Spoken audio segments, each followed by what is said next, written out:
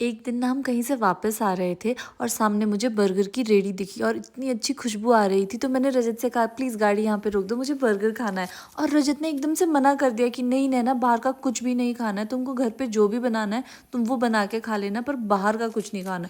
मुझे इस बात पे बहुत गुस्सा आया और हम अच्छा खासा लड़ लिए इस बात पे। बट फिर जब मेरा गुस्सा शांत हुआ ना, तो मुझे लगा रजत बात तो सही कह रहा था, इसीलिए मैंने सोचा कि घर पे मैं इसे हेल्दी स्टाइल से बनाऊंगी। और आज हमारे घर पे गेस्ट भी आने थे, तो मैंने सोचा उन्हें भी खिला लूंगी और खुद भी खा लूंगी। तो मैंने क्या किया, जितनी भी हरी भरी सब्जियां थी उन सबको बॉईल किया और उसके बाद जब वो थोड़ी ठंडी हो गई थी तो उन्हें ग्राइंड कर दिया। तो अभी ये जो मैं तैयारी कर रही हूँ, बर्गर की टिक्की की तैयारियां हो रही है और हमारे घर पे गेस्ट भी पहुंच चुके थे, तो मैं उनसे गप्पे भी मार रही थी और साथ साथ काम भी कर रही थी। मैंने इतनी सारी ग्रीन वेजिटेबल्स इसलिए यूज की थी क्योंकि मुझे ग्रीन टिक्की बनानी थी। तो सबसे पहले मैंने आलू बॉईल करके रख लिए थे, उसके बाद ये ग्रीन वेजिटेबल्स की प्यूरी भी बन गई थी। और इस वक्त हमारे आइलैंड पे इतनी सारी चीजें पड़ी हुई थी क्योंकि रजत भी कुछ कुक कर रहा था, मैं भी कुक कर रही थी और सामने हमारे गेस्ट भी बैठे थे, तो हम उनको साथ के साथ सर्व भी कर रहे थे। अच्छा, ये मैं न्यूट्री ग्राइंड कर रही हूँ जो कि मैंने ओवरनाइट सोक होने के लिए रख ली थी, और फिर मैंने पनीर को भी ग्रेट करके रखा था, वो भी ऐड किया, चने भी डाले। और अब मैं बाइंडिंग के लिए यूज़ कर रही हूँ ओट्स। तो इसको मैं ग्राइंड करूँगी पहले ताकि अच्छे से फाइन पाउडर बन जाए,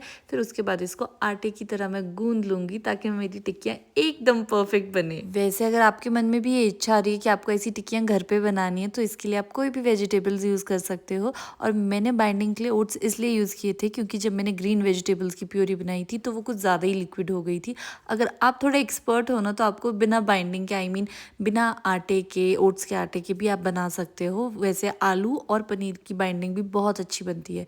तो बस उसके बाद मैंने इस पर हरी चटनी लगाई, और ये जो मैंने बंस थे, ये मैंने आटा बंस लिए थे मार्केट से ही। तो इसके बाद मैंने सब कुछ इस पर सजा दिया जो कुछ भी डालना था, और मैंने ये डबल टिक्की बंस बनाए थे क्योंकि मुझे बहुत ज़्यादा मन था कि मुझे बर्गर खाना, और इतने दिनों से मैं रुकी हुई थी। उसके बाद जो मैंने इसमें चटनियाँ भी डाली है, घर पे ही बनी हुई चटनी थी। और अगर रजत को बर्गर खिलाना है तो केचप डालना तो मैंडेटरी हो जाता है। तो इसके बाद मेरे बर्गर तैयार थे, बस थोड़ा बहुत मैंने लेटिस वगैरह डाला और फिर एकदम रेडी स्टाइल मैंने इसे थोड़ी देर के लिए गैस पे फिर से पकने के लिए रख लिया ताकि वो अच्छा सा क्रंच आ जाए और जो इसमें चीज़ है वो भी अच्छे से मेल्ट हो जाए। वैसे मैंने प्रेप्स तो इतनी की थी कि आराम से 10-15 लोगों को ये बर्गर खिला सकती थी, बट अभी मेरे गेस्ट ने मना कर दिया कि अभी नहीं खाना है क्योंकि उन्होंने थोड़ी देर पहले मैंगो शेक और पिज़्ज़ा स्लाइस लिया था और मैं और रजत ने कुछ भी नहीं खाया था। तो इसलिए मैंने पहले 2 बर्गर बनाए, एक अपने लिए और एक रजत के लिए। बट फिर बर्गर की खुशबू से मेरे भाइयों को भी मन हो गया बर्गर खाने के लिए, तो मैंने उन लोगों के लिए भी बनाया।